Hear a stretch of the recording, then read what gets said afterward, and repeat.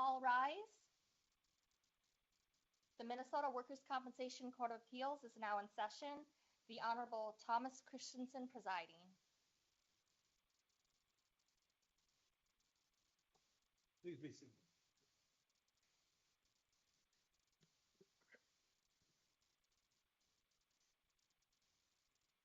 Welcome to the Minnesota Judicial Center for oral argument before the Minnesota Workers' Compensation Court of Appeals. Today's date is November 4, 2024, and we have one case scheduled for oral argument. Erin, Lindsay versus Minneapolis Public Schools, self-insured with claims administered by CorVel Corporation, our file number WC24-6547. Today's argument is being live streamed and recorded. We would ask that when presenting your argument today, counsel, you speak loudly and clearly. The full court is present for today's oral argument, and you know us all. Again, we have experienced counsel present today, but as a reminder to each counsel, you're allowed 15 minutes to present your argument with a yellow light going on when 2 minutes of time remain. Please be aware that we will allow 3 minutes of uninterrupted time before the panel will ask questions. At the 3-minute mark, I will interrupt the argument to ask if panel has any questions for counsel. Please keep track of your time, and you may reserve any unused time for rebuttal. Should the allotted time to a party be extended because of the court's questioning, we will give an equal amount of time to opposing counsel. Finally, when you step to the podium, we would ask that you identify yourself and the party you represent. Mr. Steinbrecher? Good morning, Your Honors. May it please the court. My name is Joshua Steinbrecher, and I'm here on behalf of the self-insured employer, the Minneapolis Public School District. The issues before the court today are essentially twofold. The first is whether the compensation judge committed legal error in determining that the employee's claim was not barred by operation of Minnesota Statute 176.021, Subdivision 9. The second issue is whether the compensation judge committed an error of fact in law by determining that the employee's injury occurred in the course of her employment. Now, it's our position, Your Honors, that a de novo standard of review is appropriate in this case simply because we have undisputed facts applied to a statute or rule of law. But if the court determines that the Hengemule standard applies to the in the course of element, we do believe that our position is still valid. When we participate in these oral arguments, Your Honor, I look at it kind of as a conversation. We already submitted our briefs. That is what it is. I like to try to simplify things as much as possible for this court. And in doing so, I was reading the statute the other night and simply looked at the title and noticed something. When we look at the title of Subdivision 9, we see that it states employer responsibility for wellness programs. Now, there's a term conspicuously absent from that title. The title does not read employer responsibility for employee wellness programs. It would have been incredibly simple for the legislature to simply include that title if the legislature wanted to narrow the breadth of this statute to include simply programs designed for employee wellness, rather than any wellness programs propagated by the employer. There's nothing in the statute specifically that requires any type of personal benefit to the employee. The statute is simple. The elements can be broken down very easily. We need voluntary participation in a recreational program that is sponsored by the employer. In this case, there's no question that those elements are present. There is no dispute amongst the parties that the employee's participation in the basketball practice on February 9 of 2023 was voluntary. That's clearly established by her testimony. There's also no dispute that a basketball practice or a basketball program is a recreational program for purposes of the statute. It is by definition recreation. It is organized as a program by the self-insured employer. Third, there is no doubt in this case that the employer sponsors the recreational program. They pay for the uniforms, they pay for the coaches, they set up the practices, they set up the games, they provide the gym, and they provide the equipment. Let me stop you. Anybody have any questions right now? It's been 3 minutes. I do. Mr. Steinbrecher, going right to what you're getting at. Everything you just said, I don't disagree with one possible exception. Isn't it, I mean, it's basketball, but isn't it, as it relates to the employee, just a school program that happens, I mean, basketball is recreational when people engage in it, but when you're a teacher and you're engaging in it, isn't it just part of the school program? Well, I don't think so, Your Honor, because number one, it's voluntary. It's not part of what the students have to do every day. It's not mandatory in any way, shape, or form. It's simply arranged for the employee and the students to be able to get some exercise. I mean, this is not just for the benefit of the students. As we've heard at trial. Well, hold on. Would there be a basketball program without students at the school? There certainly could be a basketball program for teachers. It could be arranged. There could be, but this one. There is not. All right. And so this is for the students, this particular basketball team. Well, I think that when we look at this particular employer, Your Honor, I think it's a bit different, because I think they went to great lengths at the hearing to establish the bounds of this social emotional learning. And I think in this particular case, any after-school activities have to bear that in mind. And that is a collaboration between students and teachers. It's not just for the students. It's not just for the teachers. It's not just for the school. It's collaborative. And surely the employee got a benefit out of this program. The employee has to teach her students and develop a rapport and a relationship with her students. This is one way out of many that can occur. And that was actually exactly what the employee testified to at hearing. She indicated that not only did the students provide a benefit, but she was also provided a benefit. There's no doubt that it made her job easier to do. Mr. Steinbrecher, wasn't it also true then that the employer benefited from this program? It is. I do believe that their mission benefited, Your Honor. I have a question about the standard review here. Seems to me that this is an affirmative defense. This statute and your burden would be an affirmative defense. Am I wrong there? I don't think so, Your Honor. I do think it is an affirmative defense. Well, if that's the case, then wouldn't it be your burden of proof to show that the elements were met and the judge's findings in order would then be findings of fact that did not take your position fully and decided against your position because the facts weren't there to support it, made the findings, said this didn't apply, and now we're looking at a substantial evidence standard of review as opposed to a de novo standard of review? I think because we have undisputed facts, Your Honor, and because we have an application of those undisputed facts to the statute, the case law clearly indicates that a de novo review, at least on the 176021 subdivision 9 issue, is relevant. I do agree that the hang and mule standard may or may not, depending on how Your Honors want to look at it, apply to the in the course of. But really where this case turns is the 176021 sub 9 issue. So I do believe that a de novo standard review in this case is appropriate. Counsel, Go ahead. thanks. I have two questions, which kind of to me are the heart of the 021 sub 9 argument. I'm going to pose them both and you can answer them in any order you want. Number one is, what was the purpose of the basketball program? And then my second question is the purpose even relevant for the statute? The answer to the second question, Your Honor, in my opinion, is no. The answer to the first question, I think, is undecided because it wasn't developed on direct testimony at the hearing. But I think that we can make some assumptions based on the rest of the testimony at hearing as to the purpose of the basketball program. I think that the testimony at hearing was very clear in establishing one thing, and that is that Sullivan's team has a specific mission of collaboration between teachers and students in order to foster relationships under the banner of social emotional learning. And I think when you're allowing teachers to participate in basketball practices, when you're encouraging teachers to participate in basketball practices, I think all of that has to be taken under this banner of social emotional learning. Again, much pain was taken to establish that at the hearing.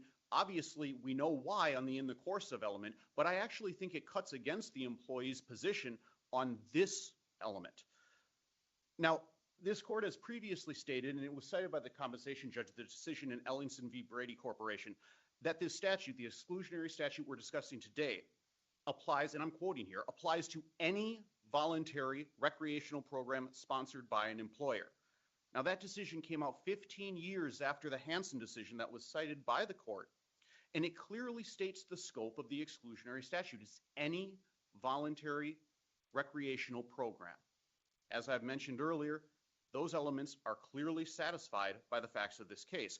And really where we want to put the focus on these cases, in our opinion, is why this statute exists in the first place. Why do we have 176021 sub 9? Well, it's because the legislature determined that there's certain activities outside of the course and scope of employment that are inherently risky. They may result in injury moreover than other injuries or other activities that an employee would engage in. I'm going to interrupt you a moment. I do have a few questions because I noticed that you flipped your argument. At the trial level, you had the issue is, did the employee sustain a personal injury arising out of the course and scope? And then as a subdivision of that, you said, is the alleged injury barred by 176021 subdivision 9? And now you come in here and you flip the subdivision of 1 at the findings by the compensation judge to the legal error. And you talk about barring something. And I want to move into that because maybe you can tell me why you tried it. And if you claim you had an affirmative defense to that as a subdivision of arising out of the course and scope of. Well, I'll try to address that question. I'm not sure I understand exactly what you're getting at, but please let me know if I'm not answering it. Okay. Our affirmative defense at the trial level was twofold. The first was that the employee did not sustain a compensable personal injury arising out of and in the course of work activities with the self-insured employer. And part of that defense is that a compensable injury cannot occur under 176021 subdivision 9 if it occurs in the course of a voluntary employer-sponsored recreational program. Okay, so you peg that into the whole of 021 subdivision 9, and you claim it that it's a bar. That's correct. Okay. And if I look in the law of contracts, and we're looking from STEM to STEAM now, and you've added the arts into the STEM program, and I think the case that you cited 15 years ago, I don't believe STEAM was it in existence then, or were we looking at STEM programs? And again, I don't want to digress too far off the piece on this, but in the law of contracts, an impediment, obstacle, or preventative barrier is the basis for using the legal term bar. And to fit this argument, aren't you putting a square peg into a round hole? By using the term bar, what we're stating is that it prevents. That's what we're using by the term bar, is that... But the act itself wasn't prohibited, correct? That's correct. The act itself was permitted by the supervisor in her testimony, and she represents the face of the employer at that moment, correct? Correct. So it's not prohibited, it is permitted, and it's actually encouraged. Correct. And there's a benefit to the base mission of the STEAM program, and there's a benefit to the collaborative communication between the employee and her students. So is this the same as a prohibitive act? Not at all, Your Honor. Okay. No. So when you look at the fluidity of an independent contract, and you can't cover every situation, is there anywhere else under the statute that you could make this argument besides 021 subdivision 9? No, and we would posit that's why it exists, Your Honor. So, but if it's not prohibited, is it permitted? Your Honor. And if it's permitted, why shouldn't it be compensated? Subdivision 9 specifically governs voluntary participation. So that carries with it an element of permission. I understand that, but doesn't that also remove the institutional case law regarding prohibitive acts? No, I don't think so, Your Honor. You're using case law before the declaration of that subdivision when you're looking at prohibitive acts, are we not? When we're looking at the case law that was provided for historical analysis, Your Honor, what we're doing there is we're outlining the fact that before the statute was enacted, there was a four-prong analysis, Mhm. and primarily the focus was placed on the employer benefit. In this case, the compensation judge imparted an element of employee benefit. And what we wanted to illustrate by that historical discussion was that employee benefit was not typically the focus of the analysis. It was primarily whether or not the employer benefited. And in those cases, before the subdivision, as the benefit to the employer would rise, as too would the level of compensability. So if the employer didn't receive a benefit in those, if we want to call them old law cases, Mhm. if they didn't receive a benefit in those circumstances, the injury was generally non-compensable. However, if the employer did receive a substantial benefit, then the injury would be compensable simply because it would be, moreover, in the course and scope of employment. And that's really what the analysis previously was, Your Honor, prior to the establishment of the subdivision. We Correct. really looked at these cases on the in the course of analysis. It didn't so much have to do with arising out of, because obviously we always knew the circumstances. I mean, it was usually, a company softball game, something of that nature. Under that analysis, it was really about how far do we want to spread out the coverage of the Workers' Compensation Act, and as the employer benefited, the breadth of the statute would increase. But you're here arguing today for a reversal based on an act that wasn't prohibited, that was permitted, that was encouraged, that actually benefit everybody. And as long as you're not injured, we're all good and we're all doing our job until such time as there's an injury that happens and then it's not compensable. You're absolutely correct. And you think that is the intent of the Workers' Compensation Act? I think it's the intent of the subdivision, Your Honor. I think it's the clear intent of the subdivision. I don't think that the subdivision discriminates as to what is or is not prohibited, what is or is not encouraged. It's the letter of the law and needs to be applied as such. Thank you. Yep. And I believe my time is up, Your Honors. Thank you. Well, Hang on. we have questions. All right, go right ahead. Questions? Keep going. Okay. Go ahead. I have a question. So during the time that the employee was playing this basketball game, briefly, she was still responsible for the oversight of the children she was playing with, the students. Would that be a fair understanding on my part? No, Your Honor, it would not be. She was not a coach. She was not an assistant coach. She had no responsibility for the children whatsoever. The basketball team has a coach. She was simply a participant. She viewed herself in her own testimony, and I'm quoting here, as a volunteer. She had no oversight. She was not their teacher at that time. She was simply interacting with her students. So if there was an emergency that had happened, let's say a student was injured and not the employee, she would have no responsibility as a staff member to come to the aid of that particular injured student? I think she would have the responsibility she would have in any context, Your Honor. I think that if the same thing happened when she was at the grocery store and saw one of her students and they were injured, if she wanted to help them, she could help them. But I don't think she was under any affirmative duty to do so. And then my other question is, within the contract, and it's a long contract between the employee and the school district, they do have a wellness incentive program where the employee can cash in sick time and go in. And those are things like health clubs, exercise equipment, exercise classes, memberships. And you're not making an argument that somehow this basketball case or game is covered by this wellness incentive program. I'm not, Your Honor. And I think part of the difficulty here, if I may, I know I'm over my time, but part of the difficulty here is that we're dealing with a school, right? I mean, a school doesn't have customers. A school's not a business. I live in Minneapolis. My son attended Minneapolis Public Schools. He went to Barton Elementary. I know what types of services that the Minneapolis Public School provides, and it's not just education, Your Honors. They provide meal plans, lunches, after-school daycare, before-school daycare, sports programs. All of these, I submit, can be classified as wellness programs because that's exactly what they are. They are for the wellness of the students. And there is no differentiation in the statute between students and employees of the school district. And we are dealing with a very unique type of employer in this case, and that's what I think makes this analysis difficult. And that goes to my question. The amicus brief raises that as, when you look at a school, it is a different analysis.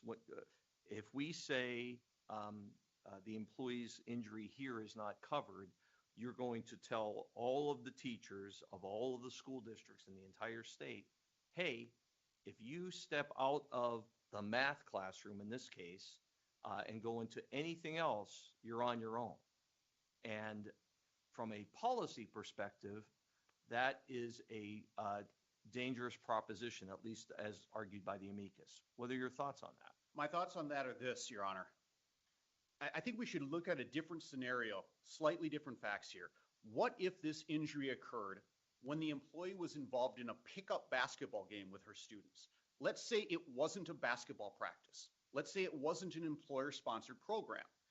If we would stipulate that the employee was in the course and scope, now obviously we don't do that in this case, but if we were to, and she was to be injured in the exact same manner in that pickup game, Your Honors, I submit it would be a compensable injury. The reason this is not a compensable injury is because of the subdivision, because the injury occurred as a result of voluntary participation in an employer-sponsored recreational program. And the law has to be applied as the law is written.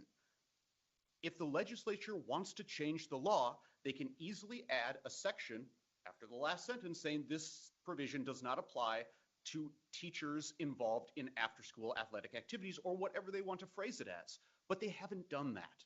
And we need to follow the law as it stands. Mr. Steinbrecher, you talked about why Subdivision 9 exists, or the policy behind it. Where did you find that? Is that written somewhere? Or is that in a case? Or is that just what you assume the intent is? It's me reading the statute and determining based on the case law and just based on, Your Honor, I guess, most notably common sense, that this is why you need this type of protection. Because these type of events, and we've all seen the case law, right? It's always a softball game. It's always a demolition car derby. It's always things that have nothing to do with the employee's actual employment in terms of the type of activities that they're engaged in. And quite frankly, people get hurt playing sports. It's just what happens. And that's exactly why the protection is there, to add an extra insulation for employers for things they can't control. They can't control the means of these recreational programs the way they can control their employment environment. They can't train employees how to participate in sports like they can train employees how to participate in their activities at work. There is just less control and, as a result, more risk. And that's why the subdivision exists, in my opinion. If we took that to the very extreme, would that mean that professional athletes have no workers' comp coverage? They voluntarily choose to do it. They get paid for it, but they voluntarily choose to do it. It's recreational. I mean, and it's dangerous. Well, I don't think that their participation is voluntary, Your Honor. It's their job. All right. And so isn't, from the testimony in this case, what all the teachers at this school did, it's part of your job to do all of these things. She didn't have to do basketball practice per se, but she was encouraged. It was part of the entire program that, hey, get involved with your students, do things with them. Isn't that part of her job?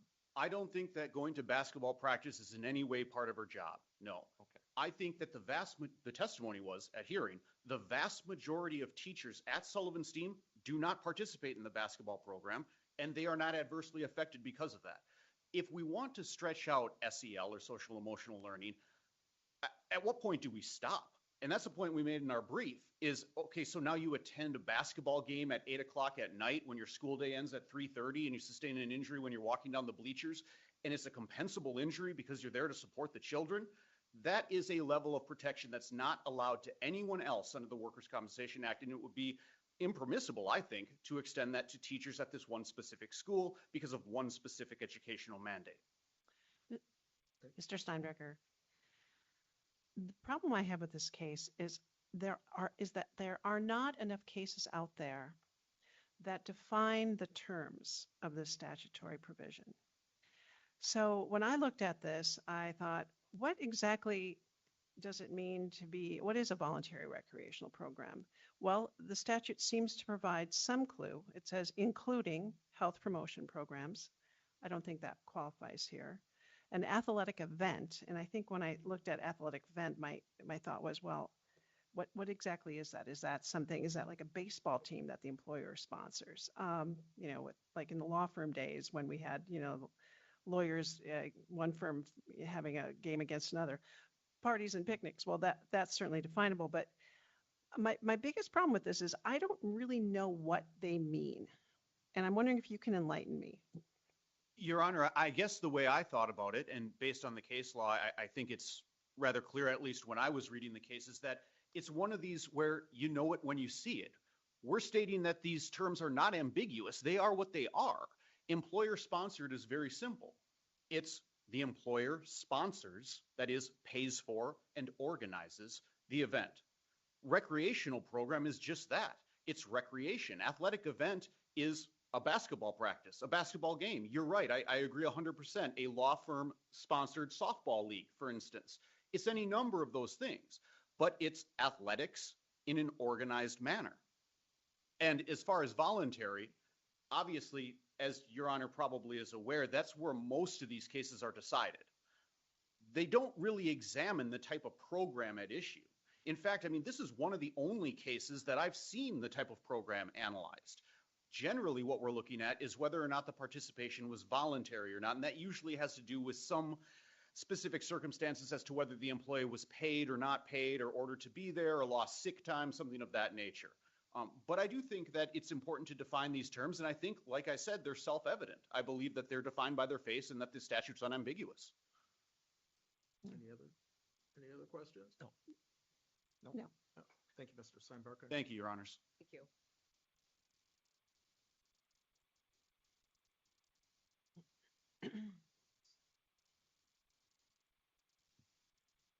Mr. Sisk, we'll give you an extra five minutes. You have 20 minutes. Well, I appreciate that. Thank you, Your Honors.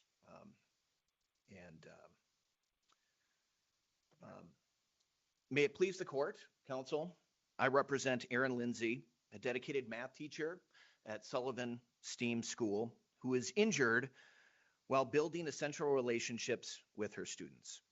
Judge Colleen in this case correctly found that her injury arose out of and in the course and scope of her employment, and that her injury is not barred by Minnesota Statute 176021, Subdivision 9. Now, I know you indicated 3 minutes for us, but I certainly, if there are questions, please interject. I do believe that there's kind of a lot to tackle here, so I want to address any issues that the court may have. But the two key issues, obviously, that have been addressed is whether the injury arose out of in the course and scope of the employment. I didn't hear much on oral arguments today, at least from counsel, as it relates to that. And I think their briefs also state that there's significant undisputed facts. But it seems like the one fact that counsel wants to argue is that participation in this activity was not part of her job.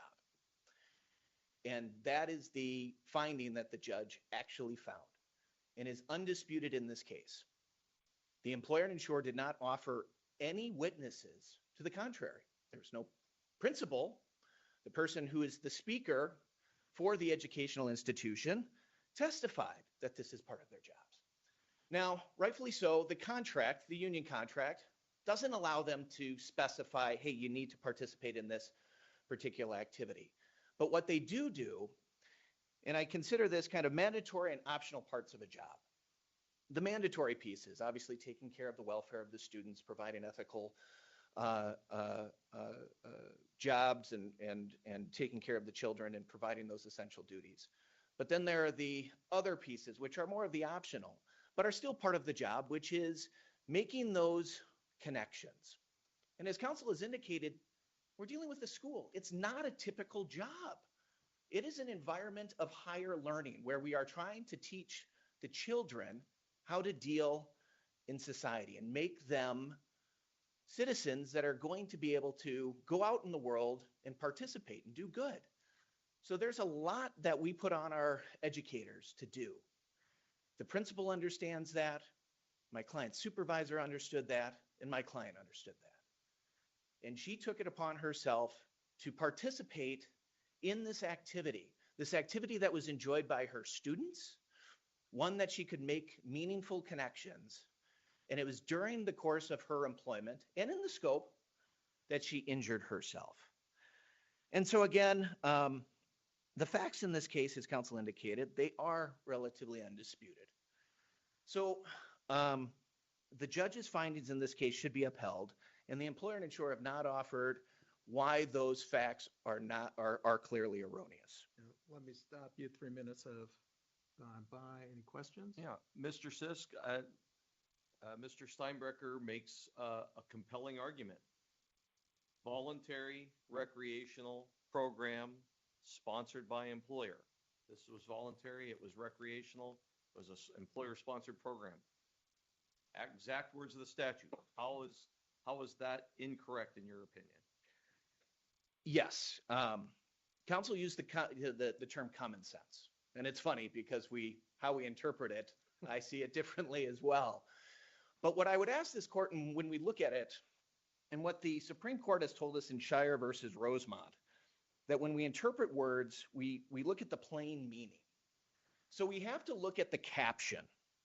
And the caption, and council, had made some points. Well, if the legislature intended something else, they could have changed it. Well, you're right. They could have. Subdivision 9 is titled Employer Responsibility for Wellness Programs. They didn't title it any athletic event or anything else. They specified wellness programs. Why wellness programs? Well, we have to go back several decades, actually, when this was actually transpired or when this was put in place. And it used to be that employers had these wellness programs. We wanted people to stop smoking. We wanted them to be more fit. We wanted to have more collaboration with our team members. And as Judge Sundquist indicated, we put together, activity events together to bring up morale. And so when we start looking at common sense, I look at, well, when was this established? What was going on in the world at that time? And that was those wellness programs. Wellness programs have always been focusing on employee health benefits improvements available to all employees. In other words, we put it up in the lunchroom that, hey, we're going to offer this wellness program. And there might even be a chart, right? Something that says, if we get this, we're going to get free lunch. Everyone's going to get a free lunch. Or we'll bring in, something special. And it was structured around employee participation. Examples were fitness classes, health screening, smoking cessation. But this case lacks those hallmark qualities. It's not designed for my client's health. It wasn't. And I know council wants to. Well, and Mr. Sisk, the title says wellness program, but the actual words of the statute, the subdivision, are recreational program. Is there a difference between a wellness program and a recreational program? Well, that's where they're trying to fit recreational into a wellness program. They're trying to define wellness programs, and by doing that, and as council indicated, to prevent certain injuries, certain accidents, right, that occur. But the things that you're talking about, with the charts in the lunchroom and all that, picnics, parties, athletic events, that goes well beyond, smoking cessation. Would you agree with that? Well, as we define, we talk about promotional programs. That would seem to fit. Athletic events, if we wanted to do a potato sack race, right? What would you consider it? How would you define it? Probably an athletic event, right? You wouldn't want to just list potato sack race. Parties. Well, let me ask you the same question that I asked Mr. Steinbrecher. Is the purpose of the program relevant? Is the purpose of the program? The recreational program, the wellness program, whatever. Is it relevant? Absolutely. Yeah. And I think the courts have defined that. When we start looking at, Hansen versus Wyatt mix, the purpose of the program and what it's intended on. Because if we don't look at it, then everything from marketing events, any salesperson who goes out on a golf outing, decides to take and is encouraged by the employer, guess what? It's denied based upon the logic by the self-insured employer. Why? Because it's an athletic event. Council talks, or Judge Quinn said, football players. If we want to narrow it down specifically, then any athletic event then would be diminished and would not be covered. But that is not what the legislative intent was in this case. And certainly the wording does not include that. I'm not a big Latin person, but the term that came up in my research was a jus dem generis doctrine, which is we look at the specific words that follow. And in this case, health promotional programs, athletic events, parties, picnics, are all examples that focus on the employee benefit. the employee benefit. Student athletic practices, a teacher doing this is not. My client testified. She says, I have my own kids. Why would I go participate in this activity with these kids if I knew that it wasn't going to be something that was going to benefit the employer? And two, understanding that I'm going to be covered if something happens. So Mr. Steinbrecher posited, what if the teacher is doing a Saturday afternoon recreational pickup game? I would take out the word recreational, pickup basketball game with their students just because. And, well, that's a step too far is basically his argument. I actually heard the contrary. Maybe I wasn't listening correctly, but I thought he said that it was actually something that would be covered. Okay, well, maybe I misunderstood. Well, either way, how about okay, either way. It's funny because I actually had a case very similar with another basketball event, with another case with a similar fact pattern. And again, the analysis is still the same. I mean, why would a teacher who's participating in that type of activity, what is the rationale reasoning for it? And two, is it something that's encouraged, condoned, allowed by the employer? Because again, we have such a strong defense that this court has elaborated on many times. If the self-insured employer doesn't want my client doing this, then put it in writing, double down, make it a prohibited act. Say, guess what? You can't do this. But you know what? They don't want to do that because that flies in the entire face of what the educational institution is trying to achieve, which is to have a well-rounded student base to make those connections with those students who are really hard to connect with, the ones that you need to play basketball with, the ones that you need to spend extra time. You need to find a way to make that connection. And they don't want to do that. And if it's worried about work comp, then make it a prohibitive act. That's what the legislature, that's what this court has said, and that's what they should do.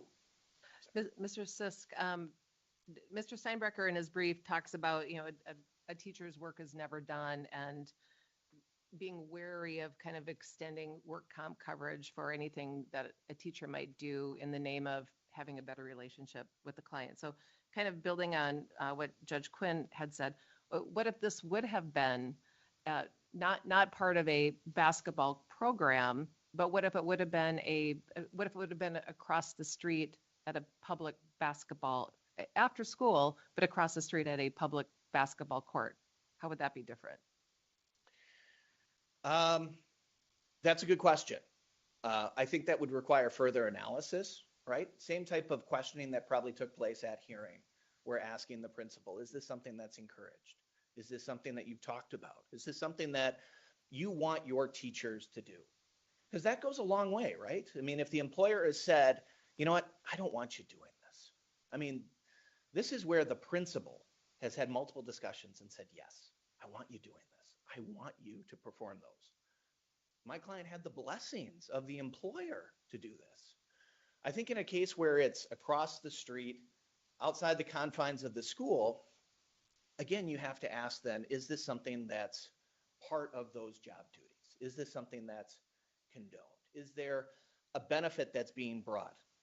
Because again, you agree that can really be tenuous. It can be, if you're looking at it, is this benefiting the student? That moves the line pretty far down. Would you agree with that? I would say to a point, but I wouldn't go so far as to say that the sky is falling, right? And I just have one more question for you since I have the microphone. Would you agree with Mr. Steinbrecher that our review should be de novo on whether 021 sub 9 applies to these largely undisputed facts?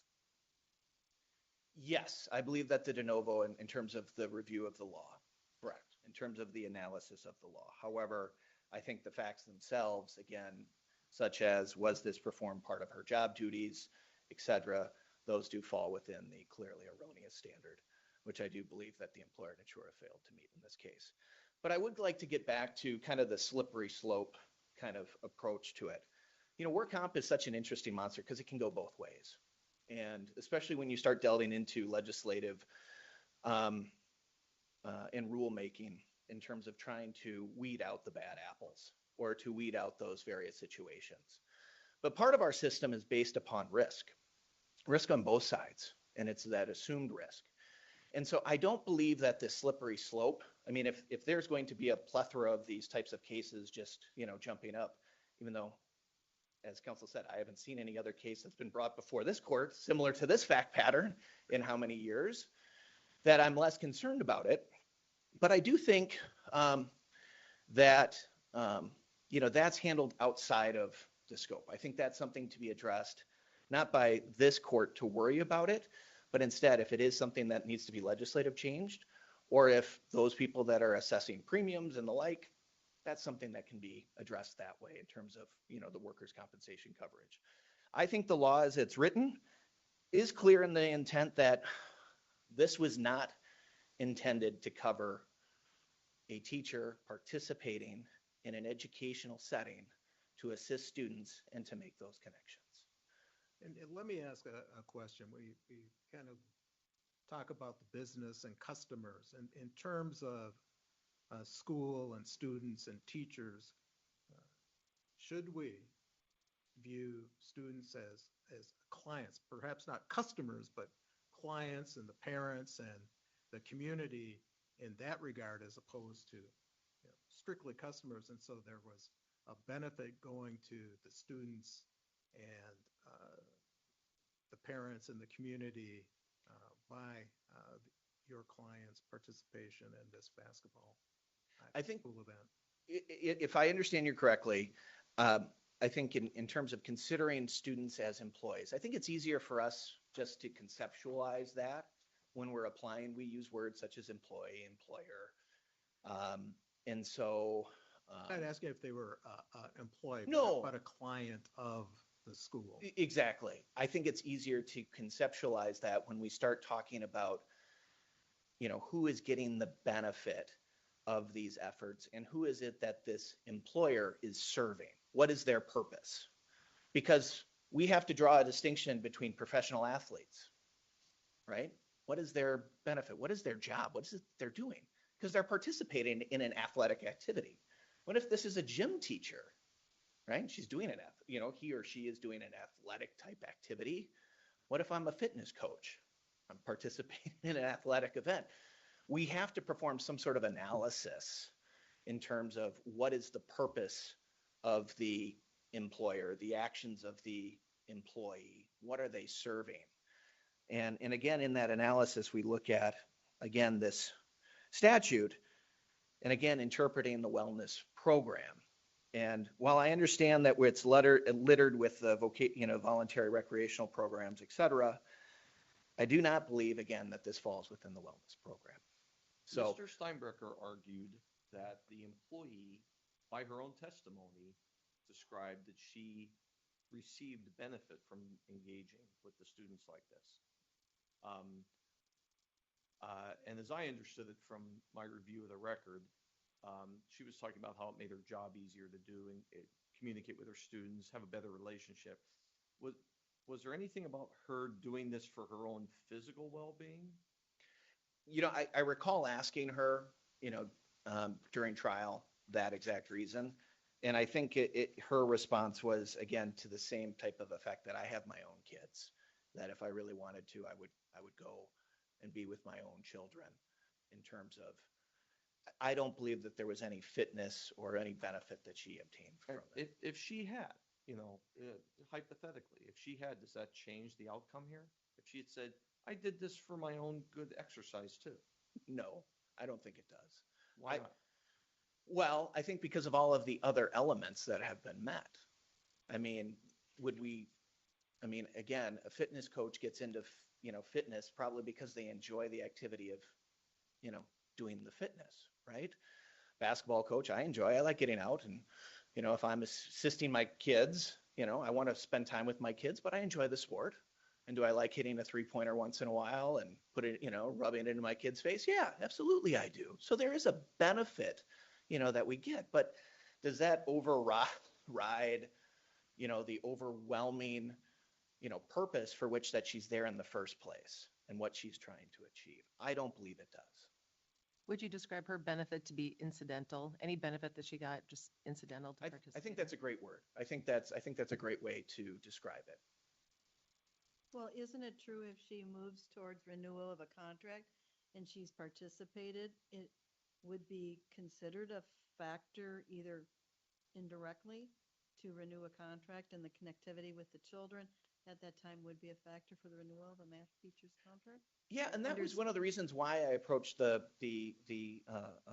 supervisor, the other witness who was doing the evaluations, is that this was one of the things that became part of the evaluation for her at the end of the year. And she testified, yeah, this could affect contracts, this could affect performance, this could affect seniority, and pay. Because again, making those connections, doing your job. I mean, that's part of the job is, how well are you connecting with the students? How well are you, getting them to perform well in school? I mean, we see it every year where the state puts out, I mean, I get it for my kids, where do they fall in line in terms of their overall education compared to the state? And it affects with funding, right? Funding and what the schools get based upon kids' performance. So it's a trickle-down effect. And that's why, again, it's important to understand when we look at the purpose of what we're trying to achieve or what the school is trying to achieve, with making these connections with the students. So, any other questions? Any other questions? All right. Thank you. Thank you. Thank you. Thank you, counsel, not only for your oral argument today, but for your briefs. We will get our decision out in 90 days, and we are adjourned. Thank you. Thank you. All rise.